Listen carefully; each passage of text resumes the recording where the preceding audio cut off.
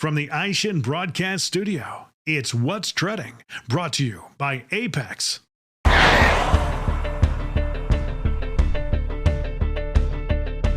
Hello and welcome to What's Trending with Tire Review. My name is David. I am your host, and today I am in studio with Dominick Montouri. He is the Chief Strategy Officer for Tire Group International. Dominick, thank you for making your way in today. Thank you. It's a pleasure.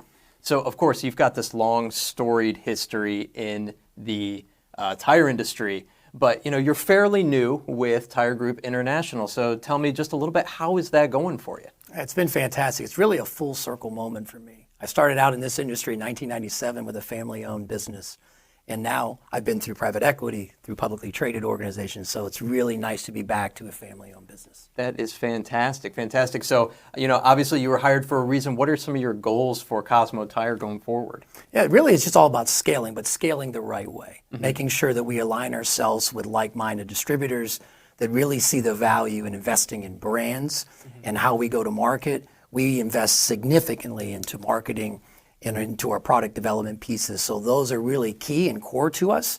So we're not just going after scale for the sake of scale. It really has to be like-minded and make sure that we're aligned. Fantastic. So, last year we got a ton of news from Cosmo Tires specifically talking about, new distribution partners, different growth announcements that you were making. Obviously you're talking about scaling here. Can you give us any details as to 2024, what your plans are? Yeah, really, if we'll build off some of the momentum. So locally, we were able to bring on and partner with the Ziegler family, which everybody knows around this area. Oh, yeah. And there's a lot to be said for that, because as we look to scale throughout the country with the Cosmo brand, those are the types of relationships and partnerships that we want to make sure where we have family-owned business. I call it the family-first approach, where we really are going after family-owned entities.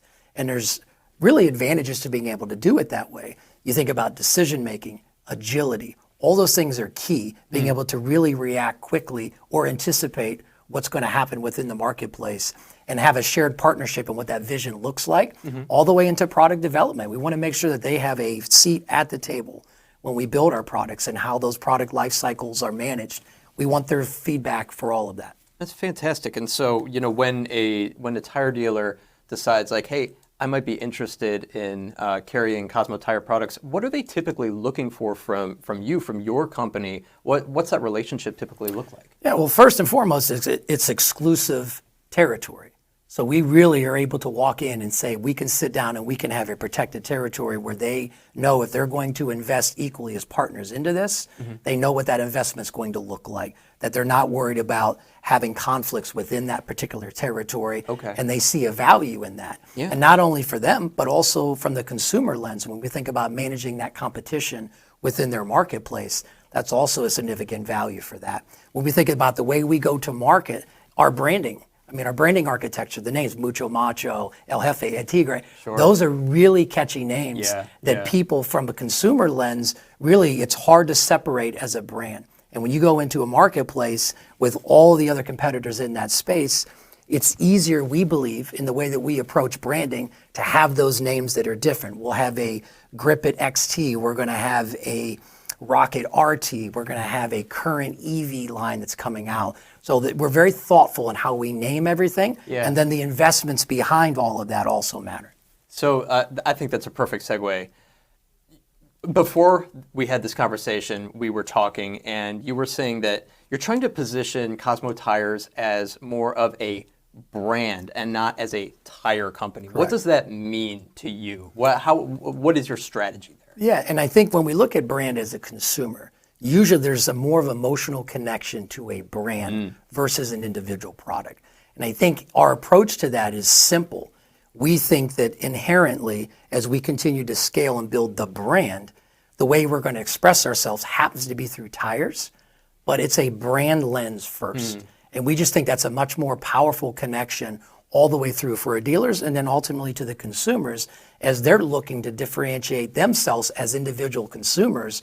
We want to make sure that we position the brand and make it available for them to be able to do that. Very, it kind of reminds me almost like a Coca-Cola mentality, where people think of Coca-Cola, maybe they think of Santa Claus or friendship or things like that. It's more about the brand itself and that emotional connection, like you were saying. That makes a ton of sense. It's so important to make sure that you continue to invest in those connections and maintain that authentic voice as a brand. Which really, when we talk about clean culture, that is a movement. I mean, it's the largest automotive event organizer in the U.S. Yeah. It covers 25 states and 3 countries. Why does that matter? It matters because everything that we do as a brand, if it's not authentic and we're not able to reach the consumers where they interact with brands in the marketplace, then you lose some of that connectivity. It can get filtered, and we want to make sure that we capture everything from the street, take it all the way into the organization, and it feeds directly into product development. So we want to make sure we keep that chain very, very short, but also keep it authentic and you don't lose any of those key attributes about what really matters to consumers in our space. That's a good point. Can you tell us a little bit more about this relationship that you have with clean culture? Because I know it's really important from a brand standpoint. For those who aren't familiar, what is clean culture? What do they do? Yeah, so clean culture is exactly that. So they're an automotive organizer for events, but they do it to scale. I mean, these things have been in the middle of Daytona Speedway. They've been in baseball parking lots.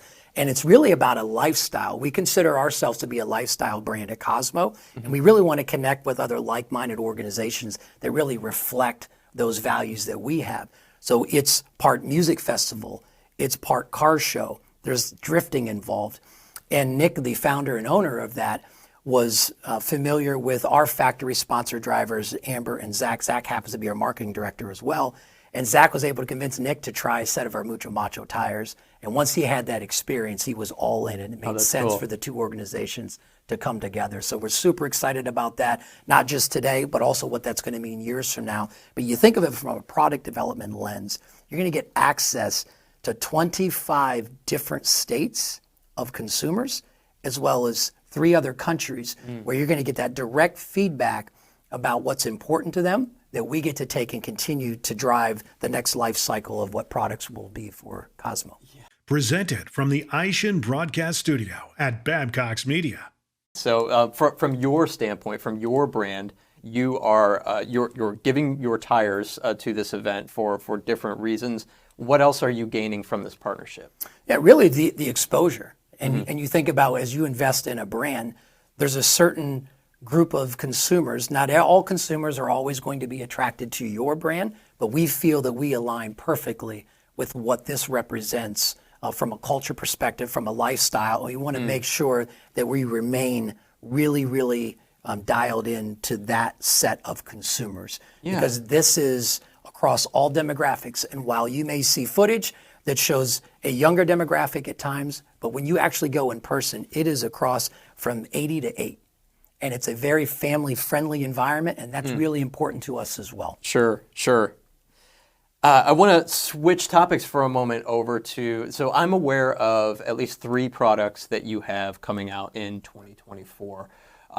What is kind of, how are you trying to fill out your product portfolio there? What can we expect? Yeah, absolutely. So we'll launch the 3 products, as you mentioned. We're going to have the Grip It XT, the Rocket RT, and the current EV lines that we'll all be launching soon. And for us, it's literally the heartbeat of who we are as a brand. And we actually have a patent trademark on the heartbeat symbol in all the treads. And you do that, and on the EV tire, we actually have a battery life that as the tire continues to wear, you'll actually see the battery life go down. Those are those little That elements. is brilliant. Yeah, and I think that as you get focused on those little visual brand languages within the designs, it helps the consumers even identify more closely with your brand. And I think it's really, really important. And for us, as we continue to grow and scale, we know that we have to make sure that we are being sensitive to what consumers are asking for in the marketplace. So sustainability, we have our EcoCat technology. From the Quiet Ride, we also have the Quiet Cat technology. And that just shows our level of investment from a quality perspective. Our premium features and the value proposition that we bring into the marketplace, we think lead the market. So when we were talking about your relationship with clean culture, you were talking about possibly getting feedback from consumers Correct. during those events. How much do you take that to heart when you're designing these products? In the R&D phase, if you're getting this kind of feedback from customers, is that playing a huge role in R&D for you? Yeah, it does. Because when I think about all the data points that you collect when you go into consideration of what the next phase of products will be, that becomes the most authentic.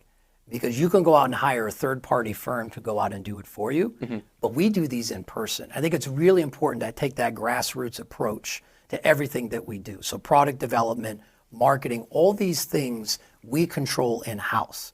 And because we have such a flat organization being family-owned, it gives us the agility that we can react and go and do all these things quickly and get the feedback, take that to the R&D team, and then get the next phase of products in production in a really, really quick timeline. And there's an advantage to that. And I think that as we continue to scale with new distributors across the U.S., they'll also see the value in that as well. And they get to play a key role in that. Absolutely. And, last year, speaking of distributors, we got a ton of news from you about increasing your distribution chain, different parts of the world. I mean, globally, South America, Puerto Rico. Correct. Are there any plans to expand that in U.S. territories right now? Yeah, correct. So we are looking right now, and the team is really out there having the right kind of conversations, because this isn't about just chasing volume. This is about aligning with like-minded family-owned entities. And that takes time and it takes a process, but we are invested to do this the right way, that's sustainable for the long term. And that's our commitment. So obviously we talked about you having a long career in the tire industry. You've been at Cosmo Tire here and Tire Group International for just a bit. What is the difference to you? How does it feel working here as opposed to anywhere else that you might have been? Yeah, I think just the ability to make quick decisions and get to market with what those changes or those ideas may be. Yep. It's really an advantage for us. And the lineage of Tire Group International goes back to the 1940s. So this is a family-owned business where their industry has been the tire business.